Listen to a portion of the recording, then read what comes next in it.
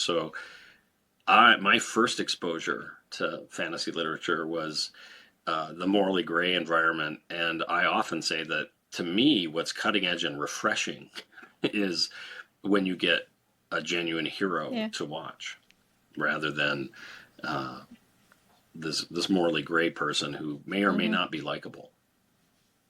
Yeah, I've gone back to some of the sword and sorcery stuff. I went through Fritz Leiber, the Fafford and the Grey Mouser books. I think I'd read Hmm. three of like the short story collections, and I enjoyed those. I had I'm always on the lookout for things that like remind me of Skyrim because that's a particular vibe that I like, and I found like some of those stories reminded me of Oh, Skyrim. sure. That was fun.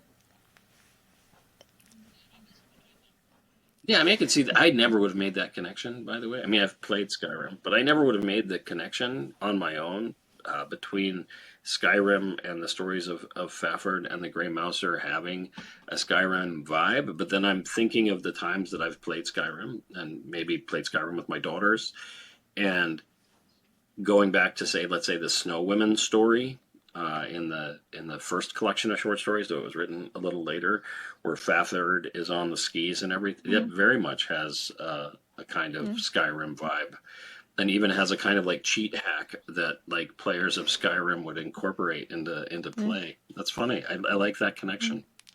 There was one story that I think Yeah, that's good. involved like a a building they were going to like moving a bit, and I was like that's a quest from Skyrim.